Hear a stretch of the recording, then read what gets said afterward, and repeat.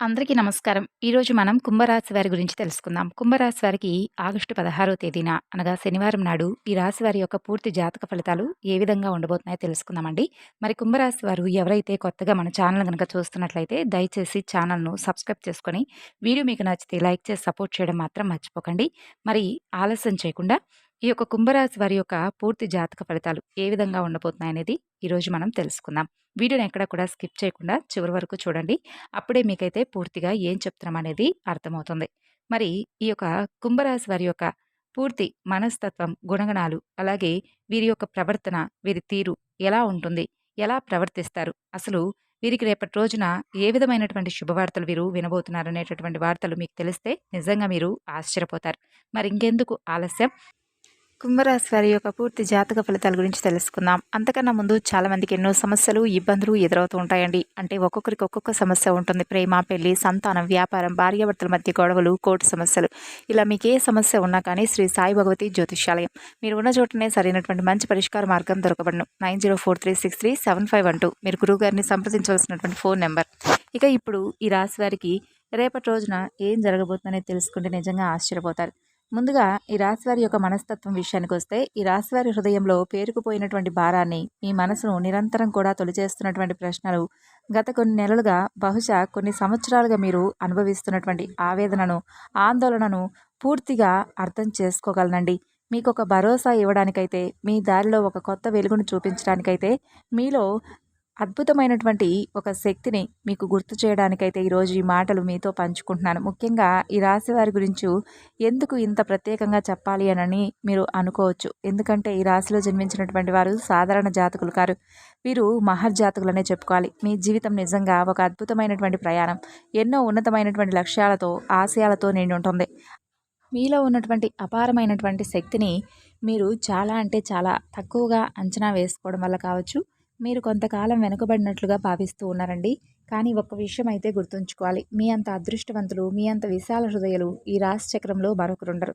మీ మనసు చాలా విశాలమైనది. సముద్రం అంత లోతైనది. 10 మందికి మంచి జరగాలని, సమాజానికి ఏదైనా మేలు చేయాలని తపించేటటువంటి గుణంలో మీకు మీరే సాటి. అలాగే మీరు కలిసేటటువంటి ఒక వ్యక్తి, ఒక స్వభావాన్ని బట్టి వాళ్ళలా మారిపోయి, వారిలో కలిసిపోయేటటువంటి అద్భుతమైనటువంటి లక్షణం కూడా మీకుంటుంది.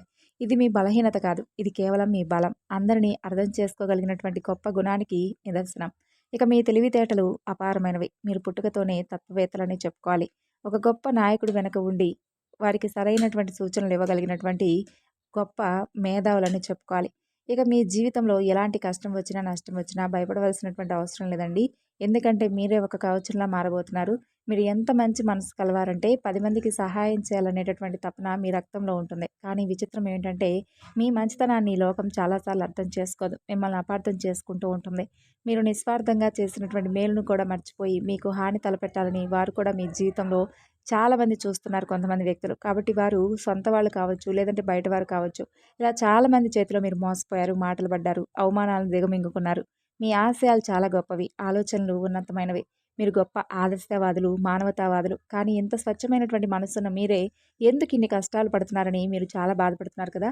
మీరు వేసేటటువంటి ప్రతి అడుగులో కూడా ఎందుకు వెనకబాటు పడుతున్నారు, ఎందుకు అడ్డంకులు వస్తున్నాయి, ఇలా ఎటువంటి నమ్మలేనటువంటి పరిస్థితులు మాకే ఎందుకు కలుగుతున్నాయని చెప్పి మీరు బాధపడుతున్నారు. డబ్బు చేతికి అందినట్లే అంది ఎందుకు మాయమవుతుంది, మా జీవితంలో ప్రశాంతత అనేది కరువైంది. ఈ ప్రశ్నలన్నీ కూడా మిమ్మల్ని నిద్రపోనివ్వడం లేదని నాకు అర్థమైంది.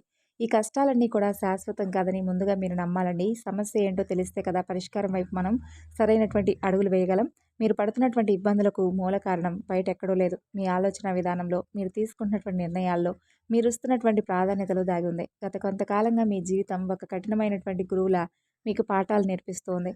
డబ్బు విలువ తెలియని వారికి దాని విలువ తెలిసేలా చేస్తుంది. కుటుంబ బంధాల ప్రాముఖ్యతను తేలికగా తీసుకున్న వారికి ఆ బంధాల విలువను కళ్ళకు కట్టినట్లుగా చూపిస్తుంది. మాటకున్నటువంటి శక్తిని ఆ మాట వల్ల కలిగే మంచి చెడులను మీకు అనుభవపూర్వకంగా నేర్పిస్తుంది. మీరు ఒకసారి గమనించుకుంటే, మీకు రావాల్సినటువంటి డబ్బు సరైనటువంటి సమయానికి అందకుండా చివరి నిమిషంలో ఆగిపోవడం, ఊహించినటువంటి ఖర్చులు ఒక్కసారిగా మీద పడడం, ఎంత పొదుపు చేద్దామన్నా ఒక్క రూపాయి కూడా మిగిల్చలేకపోవడం వంటి ఆర్థిక ఇబ్బందులు మీరు ఎదుర్కొంటున్నారు. దీని వెనుకున్నటువంటి సందేశాన్ని మీరు అర్థం చేసుకోవాలి. డబ్బును మీరు ఎలా వాడుతున్నారో, దానికి ఎంత విలువిస్తున్నారు అనేది మిమ్మల్ని మీరు ప్రశ్నించుకోవాల్సినటువంటి సమయం ఇది. మీ ఉదార స్వభావం చాలా గొప్పది. కానీ ఆ ఉదారతకు కూడా ఒక హద్దు అనేది ఉండాలని ముందు మీ అవసరాలను మీరు గమనించుకోవాలని ఈ కాలం మీకు నేర్పిస్తుంది. డబ్బు విషయంలో మీరు మరింత క్రమశిక్షణతో ప్రణాళికతో ఉండాలని చెప్పి సూచిస్తుంది. అలాగే కుటుంబంలో చూడండి, చిన్న చిన్న విషయాలకే పెద్ద పెద్ద మనస్పర్ధలు, అపార్థాలు చోటు చేసుకుంటూ ఉంటాయి. మీరు ఒక ఉద్దేశంతో మాట్లాడితే మీ కుటుంబ సభ్యులు దాన్ని మరొక ఉద్యంగా ఆలోచిస్తూ అర్థం చేసుకుంటూ ఉంటారు. మీ మాట తీరు కఠినంగా ఉందని, మీరు ఎవరిని లక్ష్య పెట్టడం లేదని మిమ్మల్ని నిందిస్తూ ఉంటున్నారు. ఇదంతా ఎందుకు జరుగుతుందంటే మీ వాక్స్థానం అంటే మీ మాట యొక్క శక్తి ఒక పరీక్షకు గురవుతూ ఉంది. మీరు మాట్లాడేటటువంటి ప్రతి మాటకు బరువును, బాధ్యతను జోడించాలని కొన్ని పరిస్థితులు మీకు నేర్పిస్తూనే ఉన్నాయి. మీరు కోపంతో మాట్లాడకపోయినా మీ సూటిదనం ఎదుటివారికి మేకుల్లా గుచ్చుకుంటూ ఉంది. అందుకే మీరు కొంత సమయంలో అయితే మౌనంగా ఉండడం లేదా ఆచితూచి ఆలోచించి మాట్లాడటం అనేది చాలా శ్రేయస్కరంగా చెప్పుకోవచ్చు. అంటే మాట జారితే తిరిగి తీసుకోలేమనేటటువంటి సత్యాన్ని మీరు అనుభవపూర్వకంగా నేర్చుకుంటున్నారనమాట. ఇది మిమ్మల్ని భవిష్యత్తులో గొప్ప వ్యక్తిగా, మంచి సలహాదారుగా తీర్చిదిద్దే శిక్షణ మాత్రమే. ఇది మాత్రమే కాదండి, మీ సుఖస్థానం కూడా ఒడిదుడుకులకు లోనవుతోంది. ఇంట్లో అన్ని సౌకర్యాలున్నా ఏదో తెలియనటువంటి అశాంతి, ప్రశాంతత లేకపోవడం వంటివి మీరు గమనిస్తూ ఉన్నారు. తల్లిగారి ఆరోగ్య విషయంలో కూడా కొంత ఆందోళన అయితే మిమ్మల్ని వెంటాడుతోంది. వాహనాలు తరచుగా రిపేర్లకు రావడం, ఇంటికి సంబంధించినటువంటి పనులు ఆటంకాలు ఎదురవడం జరుగుతూ ఉన్నాయి. ఇవన్నీ కూడా అన్నీ ఉన్న అల్లుడి నోట్లో శని అన్నట్లుగా భౌతికంగా మీకు అంటే ఏ లోటు లేకపోయినా కూడా మానసికమైనటువంటి ప్రశాంతత కరువైందనమాట. దీని కారణంగా మీరు బాహ్య ప్రపంచంలో వెతుకుతున్నటువంటి శాంతి మీ లోపలే ఉందని మీకు గుర్తు చేయడానికి ఈ అనుభవాలు. అంటే మీ ఇంటిని కేవలం 4 గోడల నిర్మాణంగా కాకుండా ఒక ప్రేమ నిండినటువంటి ఆలయంగా మార్చుకోవాల్సినటువంటి సమయం రేపటి రోజున. అంటే మీకు తెలియనటువంటి ఒక కొత్త రోజు రేపటి రోజున మీరు చూడబోతున్నారనే చెప్పుకోవాలి. భవిష్యత్తుకు సంబంధించినటువంటి కొన్ని కీలకమైనటువంటి నిర్ణయాలు కూడా తీసుకోబోతున్నారండి. అలాగే మీ లోపల దాగి ఉన్నటువంటి కొన్ని భయాలను కూడా తొలగించుకోబోతున్నారు. ఇక కొన్ని అంటే ప్రయాణాలు కూడా జరిగేటటువంటి అవకాశాలు కనిపిస్తున్నాయి. దేవాలయ దర్శనాలు కానీ, పుణ్యక్షేత్రాల దర్శనాలు కానీ చేస్తారనమాట.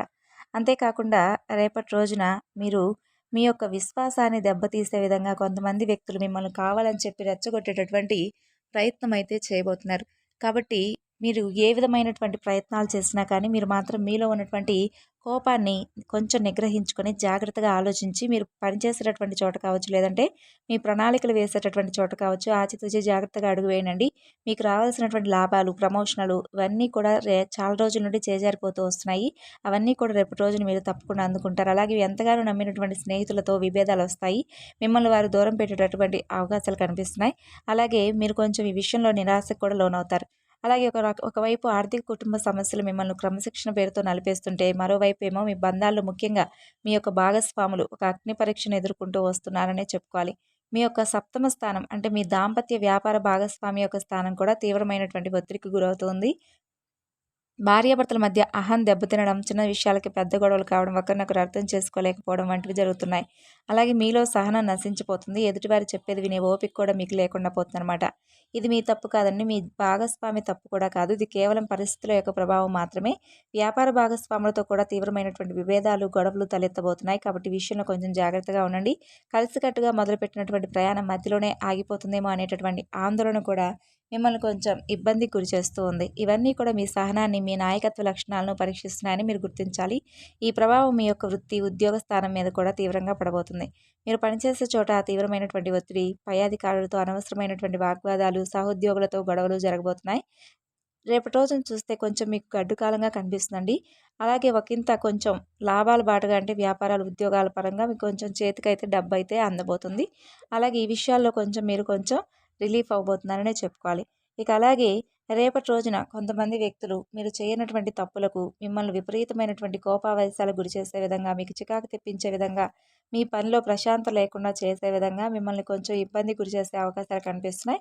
కాబట్టి మీరు అటువంటి విషయాలకు తీవ్రంగా ప్రతిస్పందించడం కూడా జరుగుతుంది. తొందరపాటు నిర్ణయాలు తీసుకోకండి. తర్వాత దాని గురించి మీరు బాధపడటం జరుగుతుంది. మిమ్మల్ని మీరే నియంత్రించుకోలేనటువంటి విచిత్రమైనటువంటి పరిస్థితి రేపటి రోజున మీరు చిక్కుకోబోతున్నారు. మీలో ఉన్నటువంటి ప్రశాంతమైన, వివేకవంతమైనటువంటి మనిషి ఎక్కడికి వెళ్ళిపోయాడా అని మీకు కూడా తర్వాత ఆశ్చర్యం వేస్తుంది. కాబట్టి మీ కోపం, ఆవేశం, మీ శత్రువులు అవి మిమ్మల్ని మరింత బలహీనపరుస్తున్నాయని చెప్పి మీరు తెలుసుకోవాలి. ఇదంతా విన్న తర్వాత మీకు మరింత భయం వేస్తుందా? అయ్యో, నా పరిస్థితి ఇంత దారుణంగా ఉంది, కష్టాల నుండి నేను బయటపడగలనా లేదా అని చెప్పి బాధపడిన అవసరం లేదండి. ఎందుకంటే మీకు చెప్తున్నటువంటి ఈ విషయాలన్నీ కూడా కొంచెం మీకు రేపటి రోజున కీలకమైనటువంటి, కొంచెం అసంతృప్తికరమైనటువంటి సమయంగా కనిపిస్తుంది. అయితే మీరు రేపటి రోజున వెంకటేశ్వర స్వామి వారి యొక్క ఆలయాన్ని దర్శించి స్వామికి తులసిమాలను అర్పించండి. అలాగే చక్కగా స్వామివారికి దద్దోజనాన్ని నైవేద్యంగా పెట్టండి. మీలో ఉన్నటువంటి బాధంతా కూడా స్వామి ముందు పంచుకోండి.